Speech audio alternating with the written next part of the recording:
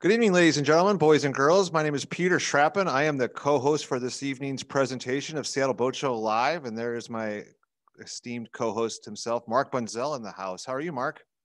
Great, Peter. What a change. We are now in winter boating season. And, when I watch our opener and you see people out on the water and the sun shining, and I'm longing for those days. We only have just a little bit longer till December 21st, and then we're on the other side. Yeah, you're gonna be changing that clock this weekend, right, Mark? You bet. Testing those fire alarms at 2 a.m., I think. Yep. Why do I have to test my fire alarm batteries at 2 a.m.? I never quite understood that, but those are those silly rules. Yeah, that's so you don't forget. There you go. Well, what's on store for this evening show? A big show tonight, Mark. Well, we've got the Landons are going to be joining us any moment now. We don't have a lot of updates to talk about, but I'll leave that for them in a second. There they are. And we also have Doug Miller from Milltech back with us again. And Doug was here a couple of weeks ago to talk to us about AIS. And we were talking then pretty much about baby AIS or the basic AIS. And we're going to talk about tonight about this fusion of this new product that's come out that really is pretty remarkable. And I'll just tease it there and stop. And but Peter, what's been you traveled a little bit today, right? Yeah. Well, yesterday I got in the car and got on the ferry and hopped over to Port Angeles to meet with Senator Vanderweeg and Representatives Theringer and Chapman. All three have been tremendous on recreational boating and fishing issues. And just not by chance, but it was important that there were 7 big vessels in town. We call super yachts that are usually over 120 feet. So we had a chance to give them a tour. And I think they say a picture is worth 1,000 words. So if I can show you if this photo takes out. So that's Marty Marchand of Westport and Representative Chapman looking at the new Westport that's going to be splashed in the next couple weeks. And then we also met with Senator Vanderweeg earlier in the day, and we talked similarly about what we like to say, boating means business. Mark, you've heard that expression. It's an $8 billion industry. You and bet. The crazy little thing that we're working on, if you and I were going to charter a skippered boat, which sounds like a lot of fun, and the crew were provided, we'd have to pay taxes on the entire value of the vessel. So a $55 million Westport would mean a $5 million tax bill just to take it on a 2-week vacation. So even you, Mark, aren't going to be able to afford that. And it's beyond my pay grade for the Wagner Guide. Absolutely. That's right. Yep. I hear there's a new one coming out. I heard about this law, and I can't believe it. And I'm glad that the NMTA and you are putting in the time to change this. It's crazy. Yeah. So what we're going to do is just have the tax applied to that discrete vacation. So a 2-week vacation, let's say it runs $10,000, you would pay about $1,000 in taxes, and then the state would recoup that and more by having these boats in town. I talked to our friend Dan Wara today, the Port of Anacortes. They're on board, so I'll be on the chicken dinner circuit, making the tours around and trying to gain support as we think about the legislative session, which starts on January 11th next year. So, yeah. Hey, Peter, maybe you ought to talk at one of the shows in a segment about some of the issues that'll be coming up in that legislative session. I think our audience would be really interested in that. Through you, I've followed it every year, and I'm always kind of amazed, but I doubt it. Some of this information gets out to the general public. This will be a remarkable session. It's a long session. That means that they'll be writing their budgets this year, which has a lot of impact on recreational boating. A lot of tax dollars are divvied up, and it will be the first time in the history of our state where the legislators will not be in town. So the House of Representatives will be all remote, and the Senate is talking about being on the floor, but there will not be a lot. The campus could very well be closed next year in Olympia. So a lot of people will be doing the Zoom thing as they lobby and advocate for their interests. Yeah, quite makes you wonder whether they'll have still images up while they're off snoozing or doing something else. Oh, Mark, stop that. They're public servants. I know our legislators work very hard for us. Exactly. So yeah, let's do that. Let's make that happen. We can do that we got a couple weeks to do it. Yeah, just when you get a chance, shoot me what the best date for that would be based on the opening of the legislative session. Sure. And I have a little update on sailboat racing. So I talked to the governor's office, and they are reticent to providing guidelines for sailboat racing. They feel like enough is already out there. And what they're requesting is that for vessels not to have more than 12 people on board. But besides that, it can be a free-for-all out there on the water, of course. Safely boating, please, Mark. And but there will be no specific instructions around sailboat racing. It's like as if recreational boating, but it just happens to be a race. So good stuff. Yeah, that is good stuff, and that makes a big difference. Lorena's just chafing at the bit because she has been working on the special additions to the Wagner Guide for 2021. And Lorena, what is the theme?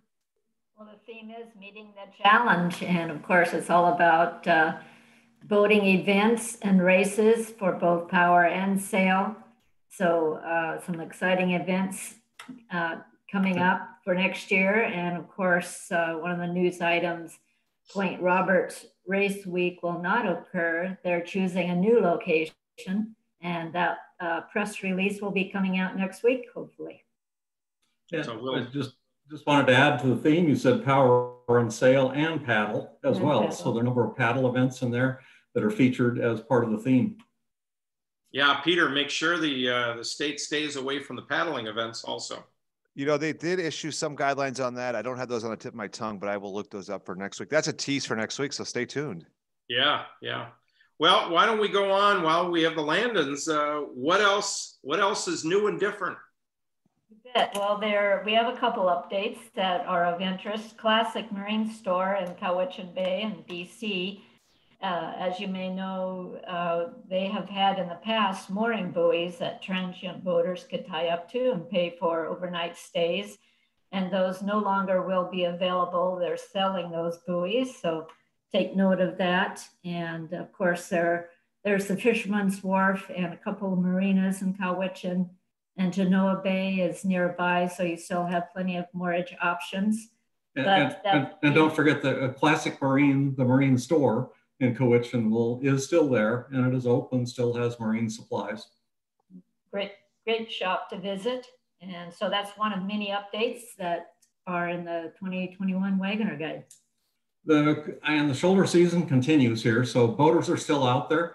We're getting word from the marinas, and we're seeing it ourselves right outside here in Anacortes. You can still see boats out there, and they're anchoring out. And just one of the things we had somebody that brought it to our attention that's down at Blake Island right now, and that is that at the state parks, all of the moorage, which is the docks and as well as the buoys, have a 3-night stay limit on it. So it used to be a little higher than that a number of years ago, but it's 3 nights continuous stay on the docks and also in the buoys. And that's all of the marine parks right now. So just a reminder on that one. And what else did we have? That's it. Shoulder cruising. Yeah. Other than that, you'll have to read the 2021 Wagner Guide. Oh, smooth, Leonard. For all of the most recent updates, which by the way, just went, the big news is that yeah, what do you got? More than half of the chapters went off to the printer. They're on their way floating through the wires or the fiber optics, headed off to the printer right now. That's why we're smiling right now. Well, the rest of the chapters will be uploaded on Sunday. Then we have some time to look at the proofs, make any replacement pages, and then the presses will roll. So that's coming up. Where do they get printed? Canada. Winnipeg. Oh, okay. So we were printing in Portland, and we made a switch this year for a variety of reasons. And the books, both Ports and Passes and the Wagner Guide, will be printed in the same plant together and delivered together, and they'll be coming from Canada. How many Wagner Guides are printed? This year we'll be doing 6,500. 6,500. Very good. And Leonard and Lorena sign every single one. Oh. And Mark. You guys need to get one of those signature machines. Yeah. No, it's quite an accomplishment to get it done. And this year, 528 pages and a tremendous amount of new material. I think anybody looking at it will see all the enhancements that we've made to it. And I'll stop there. That we'll have a later show and talk about some of the things we learned putting that together. I just wanted to add one more thing on the updates, only because it comes up so darn often, and that's the status of the Canadian border.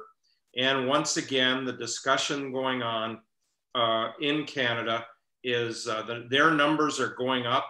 primarily towards the East Coast. And BC is holding its own, not too bad.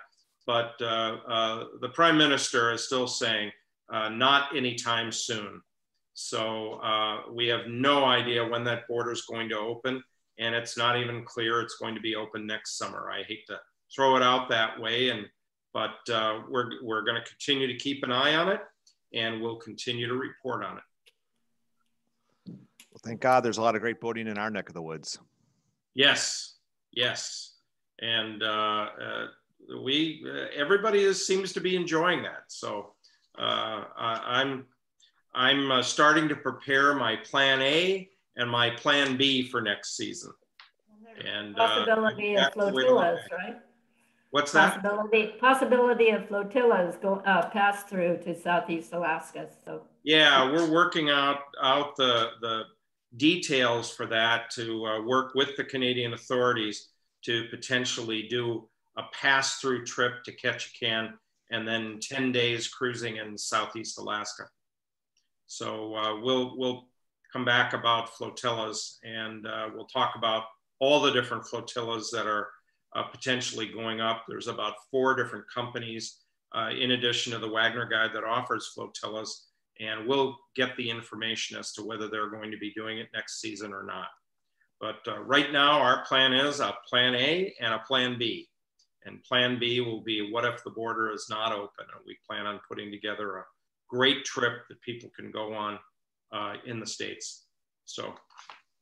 And just a reminder too on the updates that you were talking about, that at the wagnerguide.com website, what was the COVID-19 table will be out there as the updates table. So it's now transitioning into that new form that's planned for next year, so we can carry the most recent information about the border, as well as marinas, about flotillas, about communities.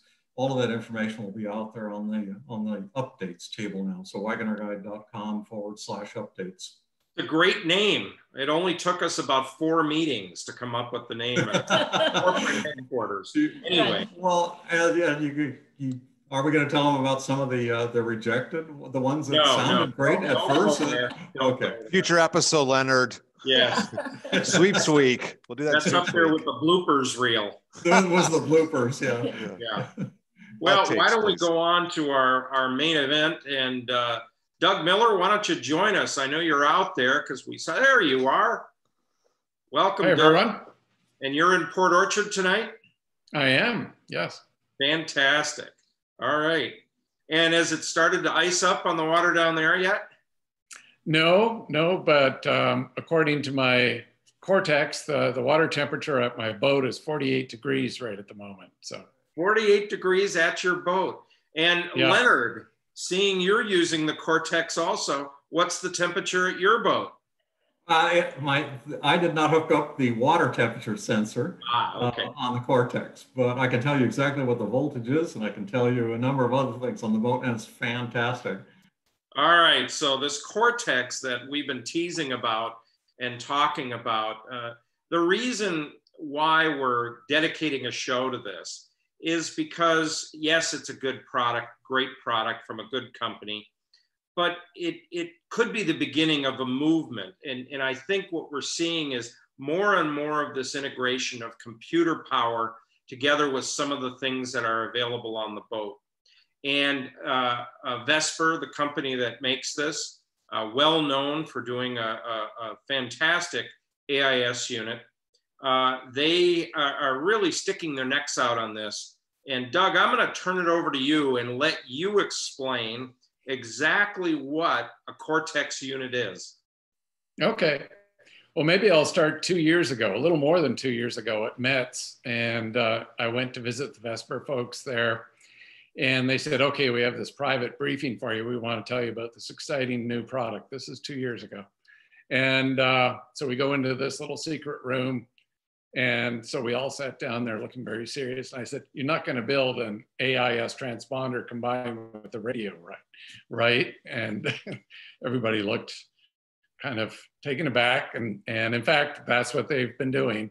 And over the last couple of years, it's been a long, hard road to build this very unique new product that is not just an AIS transponder, state-of-the-art transponder with the latest bells and whistles, but it's also a VHF radio, and it also does remote vessel monitoring. And so there's nothing else like this in the market. Nobody else has ever tried this. And one of the hardest parts of doing this is getting all the certifications. And for about the last year, they've been working on doing that, and it finally came out of certification. I guess about 4 months ago. And now it's on the market. So it's a very exciting new product. And it's so exciting that Leonard Marina put a unit on their boat. A unit went on, I put it on my boat a couple of days ago. I didn't. I had some very qualified technicians do it, although it's not that difficult to do. And so we have this fusion that you're describing of AIS and VHF. Why do I care about those two? We'll hold the vessel monitoring off a little bit, because that as a standalone, you kind of understand that. But why, and what were the benefits to DSC? And so one of the things that actually Standard Horizon did a few years ago is they had an AIS radio that also was a full DSE capable radio.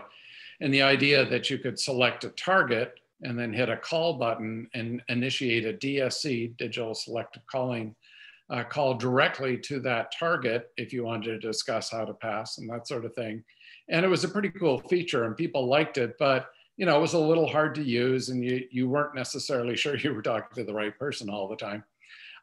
So Vesper have gone, you know, completely beyond that sort of initial concept, and the idea that you can see a vessel in front of you on this handset. And I'll show you some slides in a sec here that visually will show you what we're talking about.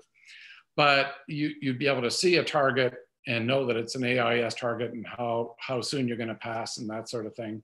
But now you can just hit a button and call them directly on the same interface device, which is this handset sort of thing that, you know, looks like almost like a phone, and it's lit up and you can see the target and push, you know, a call button just like you would on a regular radio and initiate a DSC call. So finally, somebody has a product that'll allow everyone to be able to participate in DSC and be able to do it simply. So prior to this, the way you would make a DSC call, for those who've not tried to do this, is you would have to manually put in the numbers, the MMSI number, and it's what, 9 digits. And it was really kind of a pain to put it in. So not many people used it. Yeah, and it's exactly. Great capability that's been on the radios now for almost 17 years. And yet people wouldn't use it because it was so difficult. And just to explain what DSC is for folks who aren't familiar, it's the idea that you can, you know, use this special number, the MMSI number, on the radio and initiate a call to another vessel if you know what their MMSI is, sort of like a phone number, if you like. And what happens is their radio will ring like a telephone, and only their radio will ring. And so they can acknowledge that, and it'll automatically switch channels to the channel that the caller has selected, and then they can carry on a radio conversation. It's not a private radio conversation, but the hailing part of it is private. And is really nice for buddy boats if you're on a long trip. Instead of always hailing, hey, Blue Dog, this is Red Tango on 16 all day long, you can use DSC and initiate this private hail to another boat and be able to talk on the regular working channels. I can't wait to use this for my flotillas, because you can set it up for a group and hit one button and alert everybody that you've got an announcement. But I had a situation in Prince William Sound, Alaska, a couple of years ago with an Alaska ferry coming towards me off in the distance. And I was co-captaining a Nordhaven 40. And I looked at him and I thought, okay, I'm gonna start to veer off just slightly to let him know that I want to pass him, and I plan to pass him port to port. Well, I watched him. I turned slightly to starboard to go past port to port, and then he turned towards me. Then I turned away, then he turned. And we did this dance back and forth, and I finally got on the radio on VHF 13, bridge to bridge frequency. And I said, Captain, I'm, you know, the other, I'd like to pass you port to port if that's all right with you. And he laughed and chuckled. He said, yeah, I was wondering when we were going to get this sorted out. And now with this, we wouldn't have to do that. We could basically just touch the button, the little alarm would go off that I'm calling him, and we could have a direct conversation. And this is where I'm looking forward to it. I don't know how many of you have dealt with a Washington State ferry or a BC ferry. And I always hear the question, what channel are they monitoring? Are they monitoring 16? And no, they're not. But by law, they do have to monitor channel 13, and often they're on the VTS frequency. So this will be a way of coordinating ourselves with traffic, as well as what other collision avoidance features does it have, Doug?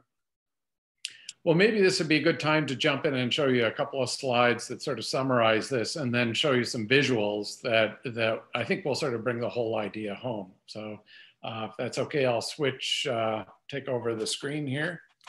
And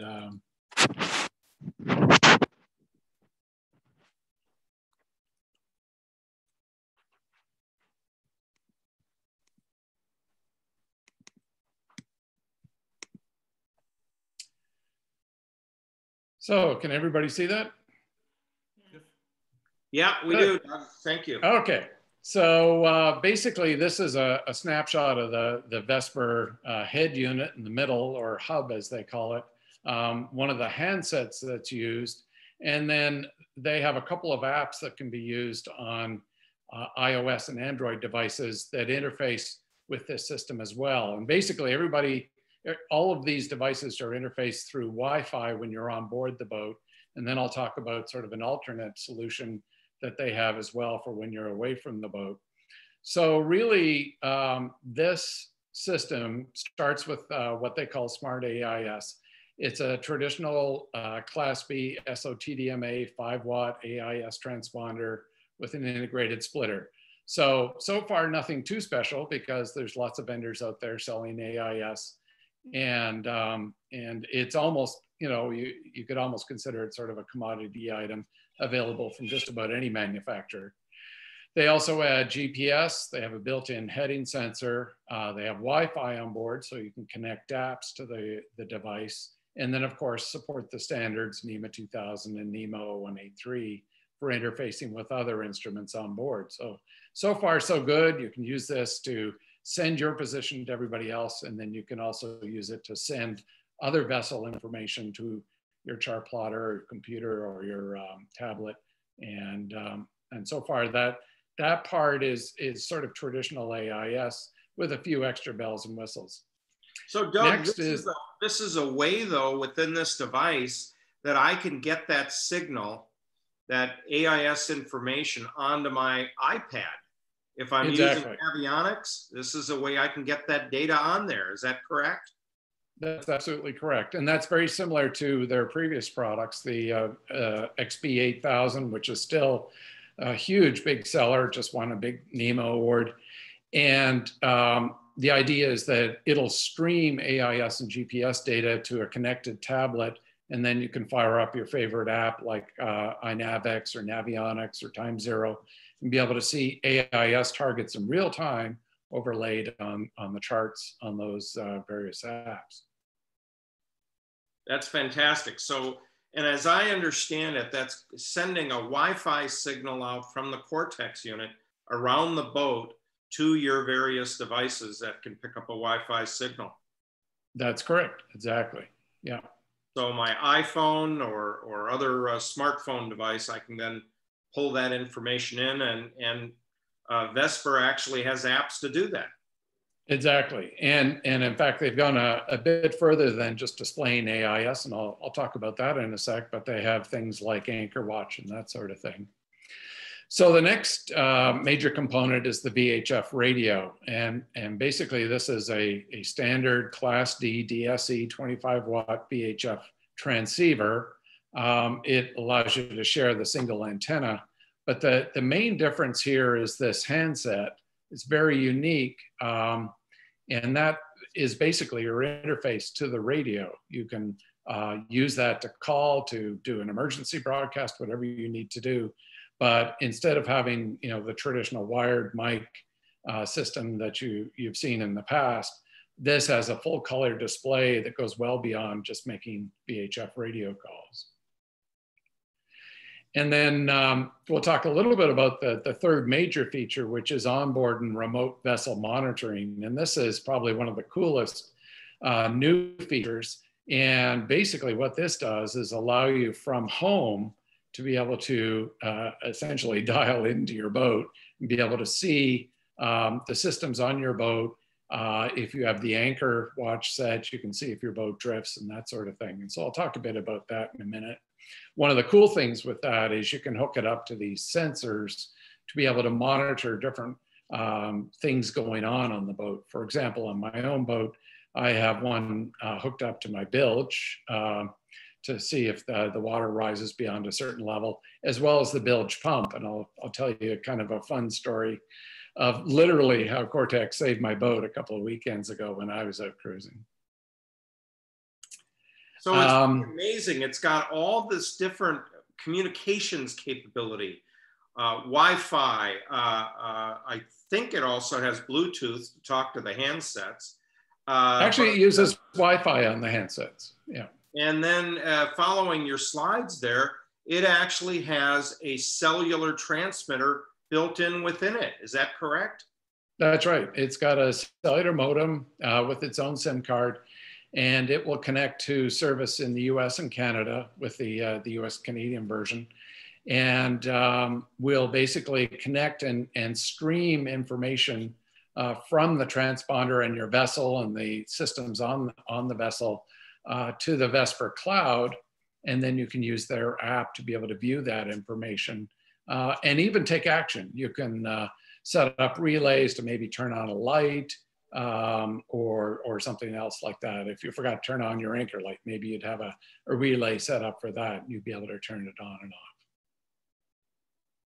Very interesting. Yeah. So, yeah, go ahead. I was just going to say, one of the things that impressed me is the quality of the handset. It's Gorilla Glass like my iPhone. It's small. The buttons are good on it. The screen, and I was impressed that the screen works even when your fingers are wet.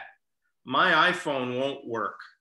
Screen won't work when my fingers are wet. So I don't know what they did differently, but I love it.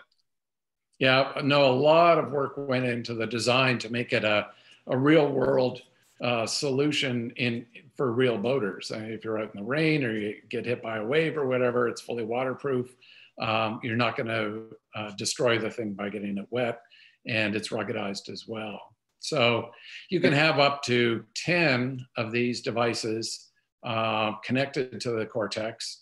So you could have 10 radio stations essentially hooked up to the single unit, and that can be either wired units or wireless.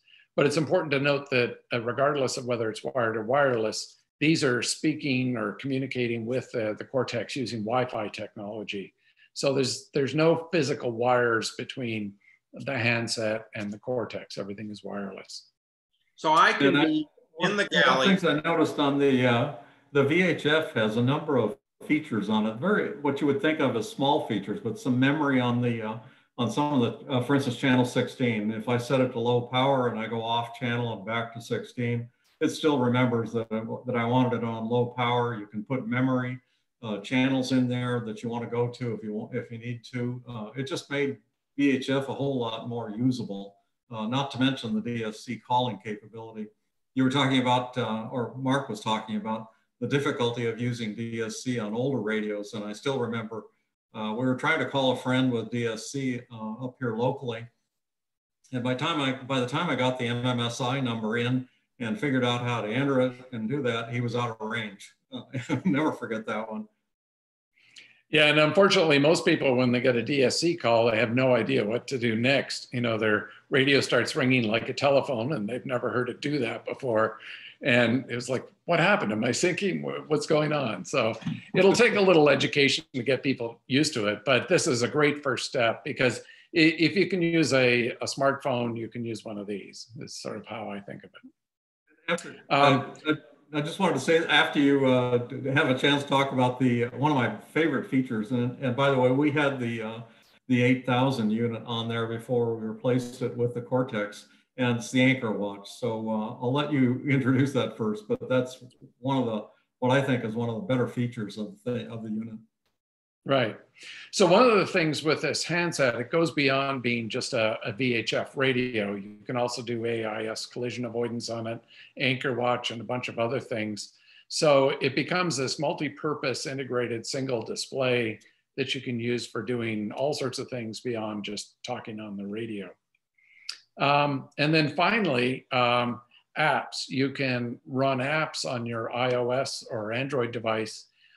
There's two apps that Vesper have produced. There's an onboard app that obviously you would use on board the vessel. And again, this can do AIS collision avoidance and anchor watch via Wi-Fi and that sort of thing. So a lot of functionality there. And then they have a monitor app that can communicate with the Cortex anywhere where there's a cellular signal. And that means a cellular signal for the boat, and either a cellular or Wi-Fi signal for the phone. And this allows you to view in real time what's going on the boat. To give you an example, I used it the other night and we had that big blow. It was blowing like crazy where I live on Rich Passage. So I wanted to see how hard the wind was blowing on the boat at the marina. And so I was able to bring up the app and go and look and see that it was only blowing about 15 knots there. So, you know, no cause for alarm. I was also able to see that my battery was still fully charged, and I could tell that it was still plugged into the main system. You know, we hadn't lost power there, even though other places had. So really nice to have that remote capability. And then finally, there's support for using the data coming off of the Cortex system on popular apps. So as Mark mentioned, we support Navionics and iNavX and Time Zero on PCs and Macs with Rosepoint or OpenCPN. Basically anything that can interface with that Wi-Fi signal that's coming off the Cortex. And don't forget Coastal Explorer in there. We use that extensively with the 8000 and the Cortex as well. Right. Yeah, that's why I mentioned Rosepoint. They're actually doing an iPad version for Coastal Explorer, and I'm not sure yet whether they're still going to call it Coastal Explorer. But yeah, their products are interface very well with all of this. And one thing I should mention is, like with the XB8000, this system does multiplexing of any of the data found on the NEMA networks, and then it acts as a gateway and sends that to these connected services and devices and apps as well. So if you're using Rosepoint, for example, on a PC connected over Wi-Fi, you'll be able to see wind, depth, temperature, all of that good stuff, all forwarded through the Cortex system over Wi-Fi to the connected device. Now, Doug, you teased us a little bit. You told us it saved your boat. What happened? Well, so I'm basically, we have a sailboat, and as with most sailboats around here, the wind kind of petered out. So we started the engine and we're puttering along. And suddenly I get this alert on my smartwatch, and it came up and said the bilge pump had turned on. And that was an alert that came from Cortex. Even though I'm using the remote monitoring capability, it basically still alerted me. And I thought, okay, that's not too unusual. There's some waves, and there's probably some water in the bilge, and the pump came on. And then it came on again a minute later, and I think, gee, what's going on here? I didn't hear the bilge pump because my engine's on. And so then it happened again. And I thought, okay, something's up here. So my wife took over on the helm, and I went down below and looked. And long and short of it is, a hose clamp on my engine had broke, and there was water streaming all over the place in the engine room. And so we shut things down. I was able to get a new hose clamp on there, and within a couple of minutes I was back running again. But when you think about it, most people don't hear their bilge pump when they're motoring, and it just terrifies me to think how long I might have gone before I would have noticed that the engine room was filling up with water, and the bilge pump was keeping up, but still you don't like to have salt water spraying all over your engine. So. And Leonard, you utilize the anchor watch capability, which I think is in that middle slide there, isn't it, Doug? Actually, there's, I'll jump into I think the far right one is the anchor watch. Yes, it is. You're right. Yeah. Well, yeah, we use it extensively, and one of the things it keeps a very good breadcrumb trail. The XB8000 did, and also the Cortex, and they did a wonderful job on that. Very detailed, very precise breadcrumb trail of the movement of the boat. And the reason it's valuable for me is, I don't know about the rest of you, but I always remember to set the anchor watch after we've backed down and set the anchor. And then I go, oh yeah, I should have set the anchor watch. And so invariably I set it, and I've not set it where the anchor actually went down. And with the breadcrumb trail, as you move around, it forms this perfect semicircle, or in some cases a perfect circle all the way around. And then just reposition the display, because from that breadcrumb trail that looks like a donut or a crescent shape, you know exactly where the anchor is at that time. Set the anchor watch, and it's perfect from there out. I wanted to add one more, or I may be jumping ahead, but this is one of the great features that I've been looking for, which is the anchor watch, where you can get alarms and also check it remotely. And we did that. I don't know if you want to go into that first, Doug, but we have a firsthand story on that. No, go ahead. Yeah.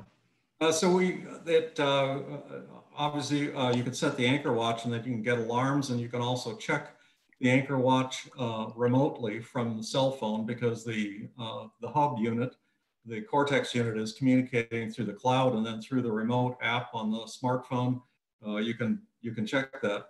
And we had this installed here. We wanted to get it installed before, or while we had time to go out and use it a little bit. And we did. It was in September, and we went out to Cypress Island, and we put the boat was down there. We wanted to hike up to Eagle Cliff, went up on shore and got all the way to top of Eagle Cliff. And I invariably think that as soon as I'm on the trail or off the boat is when I instinctively say, I'm sure the anchor is slipping somewhere. And so top of Eagle Cliff, I had that thought, oh my gosh, I bet my boat is moving. And the remote anchor watch picked it up, looked at it, sure enough, could see the whole thing. And it told me how timely the report was, that the report I was getting was up to 3 minutes recent, or about 3 minutes recent. And it was comforting to know that everything was fine on the boat. Great, yeah. So I have 3 shots of the handset that you can get with the Cortex system. The far left one is doing a standard VHF call, but you can also see that we're getting some warnings about a possible collision with a vessel at the bottom of the screen. And so we can actually select that with our finger and get more information. The second screen there, we can see the collision screen and see that we're on a collision course with Evening Star. We can see that they're 2.2 miles away, and we're going to pass within 0.3 nautical miles. And I'll show you in a sec here one of the cool features that, again, is very unique. The idea of sort of gaming the system and trying to see, okay, if I turn left 5 degrees, what happens? If I turn right 5 degrees, does that change the collision vectors? Does it go from being a red active target to just a gray target that I'm going to pass? So I'll look at that in a sec. And then finally, the anchor watch that we mentioned. So this is just a quick little video off the Vesper site of some of these capabilities. The collision avoidance is one. And so we're getting a warning on our handset that we're on a collision. And here's this little dial that you can turn to go and look and see if you're going to miss that person. Here's the anchor watch, dropping the anchor. and oops, we're dragging. Oh, we're dragging. We're about to drag outside of our 72 meter radius here. And boom, we've got an anchor alarm that is loud, and it gets louder and louder. Finally, we also have a man overboard capability. So if somebody falls overboard and they have a man overboard device, it'll instantly alert the Cortex system in the handset. And you have the ability to do as well a DSC, man overboard call, emergency call, if necessary, directly by hitting that little green button up on the top right. If you don't have man overboard devices on your life jacket or whatever, you can hit a dedicated button on the Cortex handset to mark a man overboard event, so you know where that happened. And you can initiate a man overboard DSC call from your radio instantly by just simply selecting that function. So a lot of possibilities here beyond just talking on the radio. And so I wanted to talk just a sec about the apps. The first app is the onboard app, and here you can see a typical AIS screen. I took a screenshot of this one. This is out in front of Seattle, and 447 AIS targets. It's insane. This was just a couple of weeks ago. People are still out there boating. And so you can see a couple that are highlighted or filtered to show me that they're coming towards me on a potential collision course. Here's a vessel that I selected that's on a collision course. It'll actually pass behind me, and I can tell that because of this blue line and circle here, that ultimately this vessel will pass behind me on this course. But I wanted to sort of see what would happen if I turned left a bit, and also if I turned right a bit, and see how that changes the profile for the potential collision.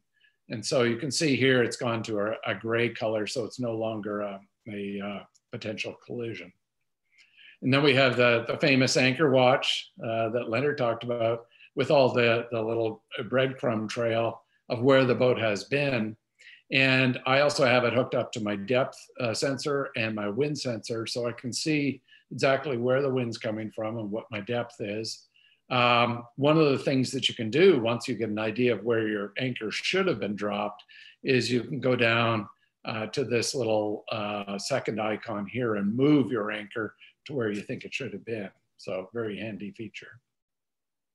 And then they also have an instrument display, which is really nice. I'm thinking of just getting a dedicated tablet just to have an instrument display on my boat, similar to the one that's on the screen here. So that's the app that you use when you're on board the boat. And then there's also an app called Monitor, which allows you to have some visibility into the functions on the boat when you're away. And this is done again over cellular technology. So here you can see on my boat, I have it connected to my NEMA 2000 network. So I'm getting water depth, vessel speed, temperature, and that sort of thing, as well as my battery level, as well as my bilge high water alarm. So you have the ability to set up multiple dedicated extra sensors beyond what is on most boats. You can also do the anchor watch, as Leonard said, from a remote location. So let's say you've gone to a restaurant, you've taken the dinghy in, you've anchored out in the harbor, and you want to make sure that your vessel hasn't dragged anchor. And of course, you can also see here the wind direction, and we can see the wind speed. So we have an idea at least that, things seem to be okay. The alarm hasn't gone off, and we can see a track over the previous 2 hours if we want, and we can see, how far away we are from where we dropped the anchor. So all really useful information. And then finally, you can also just see where you are on the chart. This is just a map, actually. In this case, we were anchored in Poulsbo, and I can see, yep, we're still there in Poulsbo. So Doug, on and this is kind of a question too, but it looks like the GPS receives from all the different GPS systems. Is that correct? Well, the Cortex system has its own GPS. And so that's the authoritative GPS system for Cortex. But I'm sorry, what I meant was the Cortex GPS receives from all the different satellite systems? Yes, it currently supports all four of the standard satellite systems, so it could be used worldwide without any issue. And of course, since it's on the NEMA 2000 network, that can also be your authoritative GPS system for other devices, such as a DSC radio on another part of the boat, or a chart plotter or whatever. I assume since it's receiving from all four of the different satellite systems, that improves the accuracy and possibly also the reliability? Yes, I would think so. Yeah, and a lot of the manufacturers out there are moving more and more towards going beyond just the traditional U.S. GPS system to the other systems in Europe and China and Russia. I recently read an article about something about increasing amount of jamming and problems with GPS signal, not in this part of the world, but in other parts of the world. And do you know, that was an open question to me as to whether receiving all four of the satellite systems might give you a little bit more backup and assurance that you really do have the correct positioning. Yeah, I think that's true. I haven't heard so much about the real world issues that people are facing with GPS jamming, but certainly having multiple systems is a great idea. I read an article. Apparently, there was a fair bit of jamming going on somewhere in the Mediterranean area and a little bit further to the southeast, I guess. Doug, it has a direction finder in it. That one seemed to be a little bit more accurate than some of the older ones that were part of autopilots and other systems. Have you looked into that at all? Well, it does have its own built-in heading sensor, which is really nice, and you can calibrate it. If you don't calibrate it, it'll kind of self-calibrate itself. But it does seem very accurate. I've compared it to my own heading sensor on the boat connected to my autopilot, and it seems very accurate. Currently, right now, it's dedicated for the Cortex system and not surfaced out to other devices on the boat, but I think ultimately it may be at some time in the future. Interesting. Yeah. So just real quick, people always ask, how much is it? And so I've got the pricing up here. Starts with the hub, and then you can get the hub with a wired handset, and then you can buy extra handsets as you need them, and they can be added at any time. And then also there's the monitoring system. There's a basic monitoring system that's free, and it gives you a couple of daily updates. And then the premium monitoring is the one that gives you the real-time updates and alarms, the remote control capability, the anchor watch, and then geofencing. So you know if your boat moves outside of a certain area where hopefully nobody's going to take your boat. And one of the things that a couple of people have said, gee, this is kind of a real premium product. It's quite expensive. But when you look at the full capabilities of a 5-watt SOTDMA, AIS transponder with built-in splitter, built-in Wi-Fi, built-in multiplexing, and then you look at the radio capabilities, and then you look at the monitoring capabilities, which typically cost you $700-800. It's actually a real bargain. And so, I think people will gradually sort of get over the sticker shock initially of seeing, what may seem like a higher price. When you do the math, it's actually, not a bad deal at all. I had a question on the 2 daily updates on the basic. I assume you can set those by time, but if all of a sudden you have an alert, either anchor watch or a bilge alarm, does that force an alert to go out and go to your smartphone? To be honest, I haven't had a chance to try that, and I'm not sure exactly where the boundary is between what you'll see in the basic monitoring and what you'll see with the premium monitoring. Right now, the Vesper are giving away the premium monitoring for 3 months when you buy the product. So I haven't had a chance to try it the basic. The other thing I should mention is you can do it month to month. You don't have to buy a full year. So you could turn it on for the summer cruising season and then go and turn it off at the end of the season if you wanted. Interesting. I'll also point out that the quality of it on the handset is just phenomenal. What impressed me was the quality of the speaker. I bought another brand of VHF radio about 1.5 years ago. And I really liked the idea that it was small and compact on my helm, till I realized that so was the speaker. The speaker was small and compact and sounded terrible. And I ended up spending, you know, another $50 to put a accessory speaker in. Right.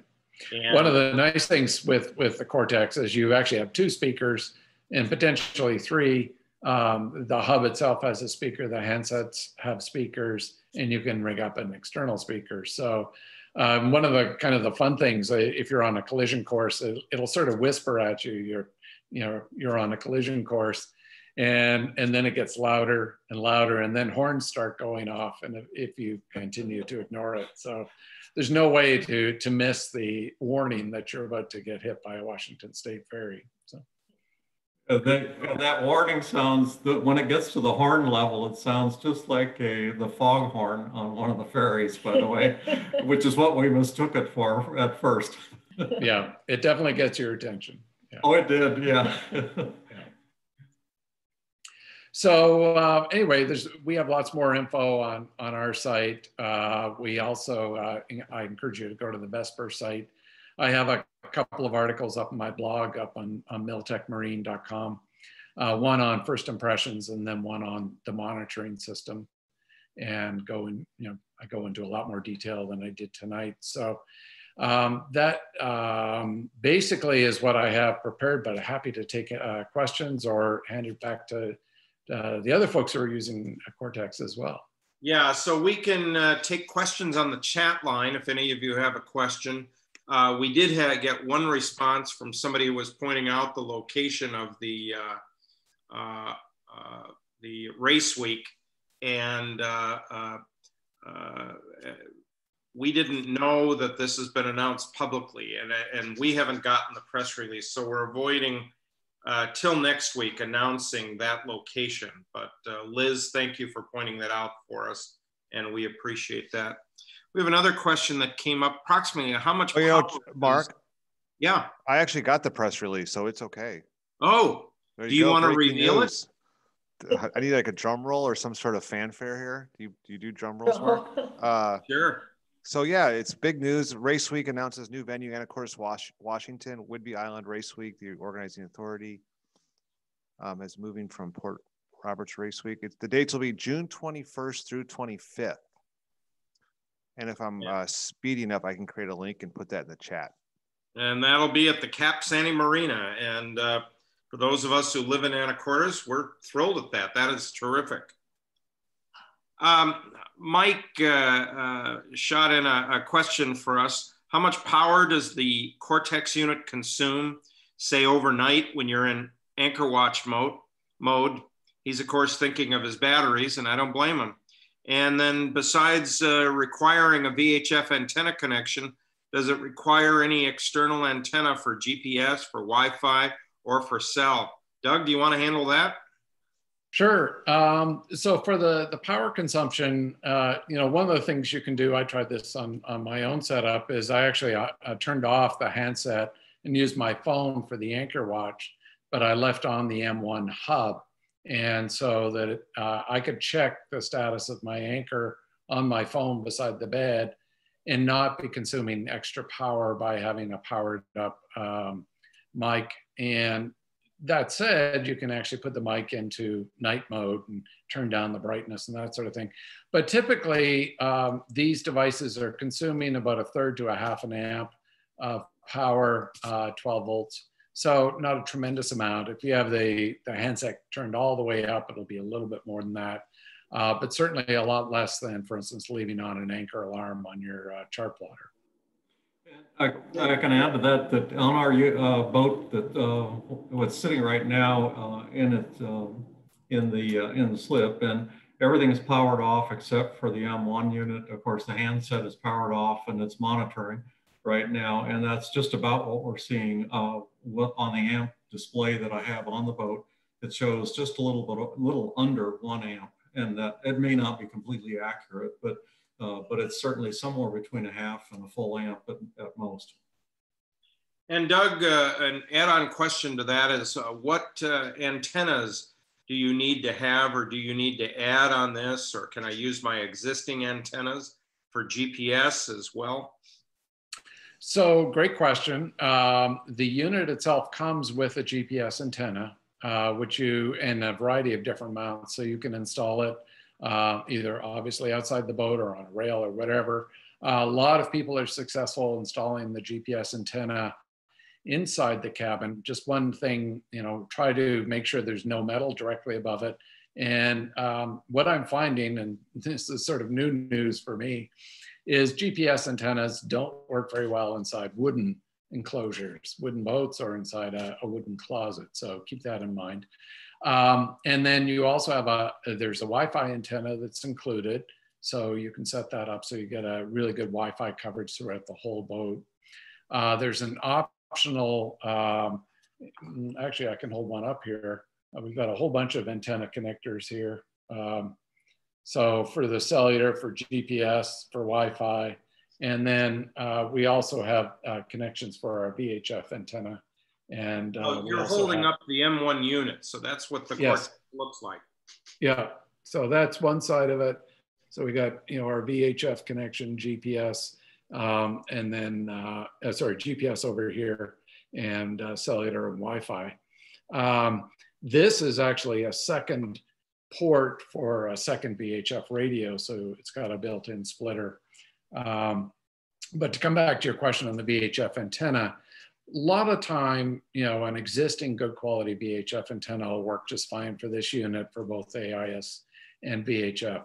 That said, if you've got an antenna that's really finely tuned with small bandwidth just for VHF radio, it may not work so well for AIS. And if you go to our blog area, I have a whole blog article on why the selection of your VHF antenna is probably one of the most important factors for getting this all to work well. And so, you really don't need a lot more than the Cortex itself, other than power and the antenna. And then you can connect it over NEMA 2000 to a variety of other devices on your boat, like chart plotters. Following some of the other questions, Sue is asking how often the AIS location gets updated. Well, it depends. With the new SOTDMA 5-watt Class B, it depends on your speed. If you're just at anchor or in your slip, it's once every 3 minutes. And then it increases depending on speed up to, I'd have to look it up, the exact seconds. But, it's often enough that even a fast vessel, you'll see that vessel moving quickly across a receiving screen. Here's kind of an odd one for you. How many pages does the owner's manual have? Well, I actually have one right here. I didn't know you were going to ask this question. But this is neither. This is from a viewer. George, thank you for that question. Yeah, so this is just the user guide for how to use the handset, and it's really not that complicated. Obviously, you have to get it installed, and if you're a little intimidated by installing, get a good NEMA certified installer to help you out. But once you get the system installed, it's fairly intuitive, and that was a big design goal to make it as easy as possible. By the way, I want to do a quick shout out to, I see 2 Vesper folks are on this broadcast, Jason Young on the East Coast, who represents Vesper here in the US, and Jeff Robbins, who's one of the founders of Vesper, who's dialed in from New Zealand. So hi, Jeff. Hi, Jason. All right, we're going international, Mark. Global. Yeah, we're going international. I'll be darned. Thank you. Break the internet. Well, Leonard, Lorena, anything else? You've been using it now for almost a month, a little over a month. Any other insights that you have as a user? The alarms work, that's for sure. It'll tell you if you're in trouble. The collision. It's a great device, and it really is a whole new approach to some areas that have not been approached, mainly the VHF area, but the monitoring it's all integrated into one box. And I think it was your article, Doug, that stated, or maybe I read it somewhere else, but this is one of those devices on your boat that really works for you when you're out underway, and also when the boat is sitting back at the slip or wherever you have it stored. So it's working for you the whole time, whereas many of the other devices on your boat are working for you when you're underway and separately when you're off. But this thing is really doing something for you the whole time. I just want to add one of the things that I'm excited about with my background coming out of the computer industry is they're already starting to talk about new capabilities that are going to be introduced through the software, upgrades that'll be available. The Cortex automatically updates its own software when connected to Wi-Fi. So there's all kinds of things. Like, for example, I'm looking forward to when they put the replay capability, where it listens to the last 30 seconds of a transmission. And, you know, when you can't hear it or it's a weather, and you could hit a button and have that replay. And I'm hoping they'll do that as well as some other capabilities. So I'm excited to see, and Vesper has actually encouraged us, not just us on this, on the Wagner Guide, but all of their users to start sending them ideas of what they could do. And they could implement that in software, and the unit will just get better and better and better with more capabilities as we come up with different ideas. Somebody in New Zealand is probably cringing while I say that, but no, you guys at Vesper have just done a terrific job, and keep it up, pass it on to the rest of the crew there. We're really excited about it. And I just wanted to second the vote for a record facility, and that the device should always be recording the last 30 seconds or minute, so that you can capture it, hit the button and say, oops, save that, I want to hear that.